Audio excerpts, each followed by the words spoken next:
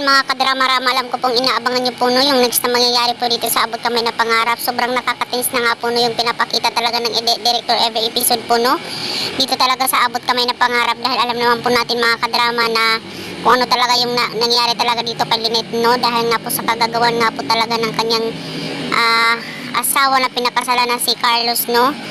So ito nga po yung nangyari ngayon, itong si Lynette is talagang kailangan daw niya pong operahan dahil nga po sa hematoma po sa kanyang utak. Kaya itong si Annalyn talaga yung nag-decide talaga na siya talaga yung mag-opera sa kanyang nanay, dahil alam niya na safe talaga yung nanay niya sa kanyang mga kamay, dahil alam naman po natin na si Annalyn ay neurosurgeon po.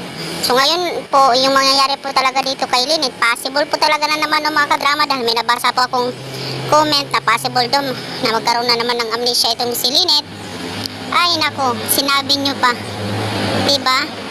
Yun, possible talaga yung mangyari no, na magkaroon talaga ng amnesia talaga itong si Lynette, at sabihin niya, nanay, ako ito si Annalyn, anak mo. Dahil baka sabihin na naman ni Lynette na sino kayo, hindi ko kayo kilala, diba? Yan ang napakasakit no, na ikaw nag-opera sa nanay mo, tapos pagkatapos ng operation ay hindi successful.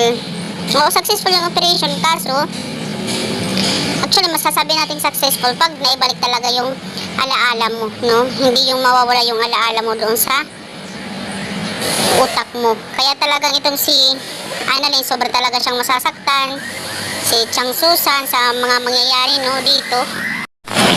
Pero yun po ang kailangan po talaga nilang ma-prepare po talaga sa kanilang mga sarili, na possible talaga magkaroon na naman ng amnesia itong si Lynette, dahil yun nga din po yung sabi ni Chang Susan dito kay Diyosa no.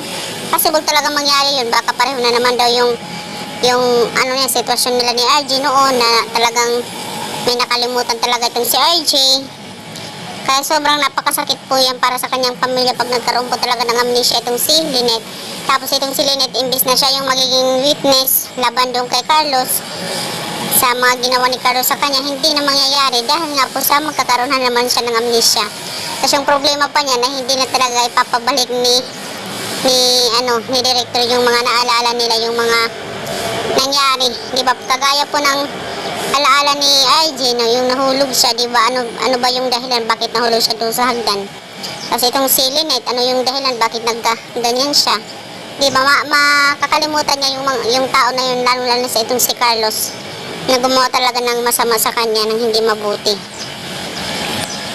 Kaya mga kadrama, abang-abang na lang tayo no sa next na mangyayari po dito sa Abot Kamay na Pangarap, dahil hindi ko na din po alam kung hanggang kailan talaga matatapos yung Abot Kamay na Pangarap, kung pinapaikot-ikot na lang ba tayo ni director no.